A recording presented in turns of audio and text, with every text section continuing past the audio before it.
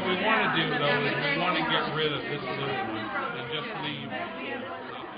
Today we're joined by Muriel Humenick, Master Rosarian and one of the leading experts on roses in Northern California. She's going to give us a demonstration on how to prune roses.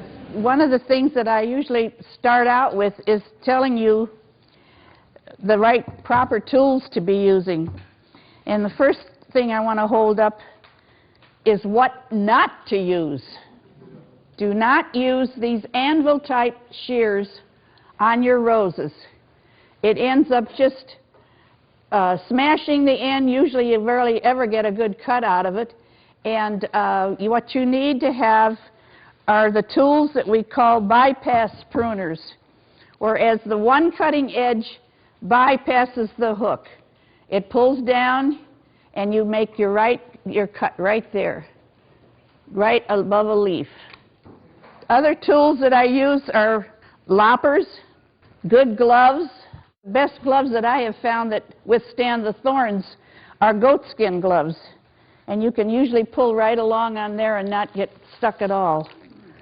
I found these not too long ago working up on bushes that have a lot of thorns, and by the time you put your gloves on and you're all covered up, then you can go digging right into the climbers and all the thorny bushes.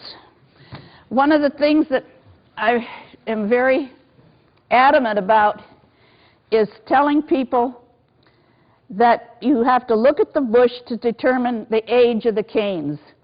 You want to remove the old wood to make room for the new wood.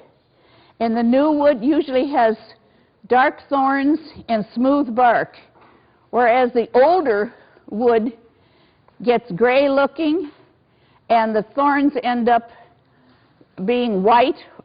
Of course, right where the label is a branch that has just meandered, hasn't really done much, just sprouts. You won't get a good sized flower out of these little tiny canes.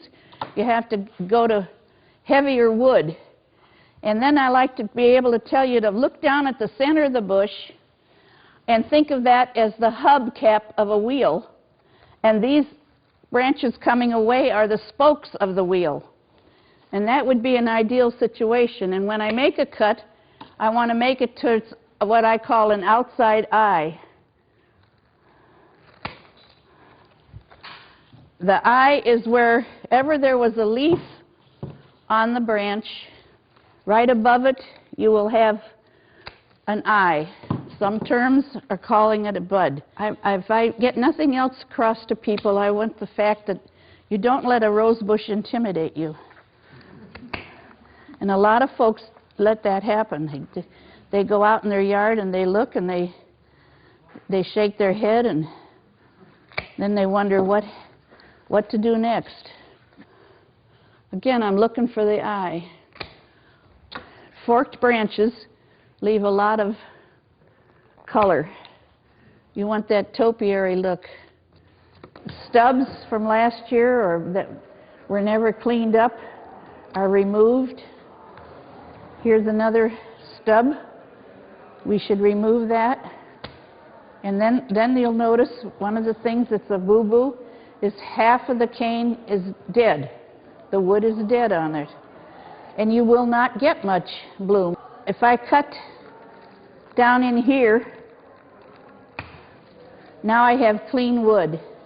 And I might have a branch develop right there. With every cut I make, I want to have it to clean, white wood, not compromised.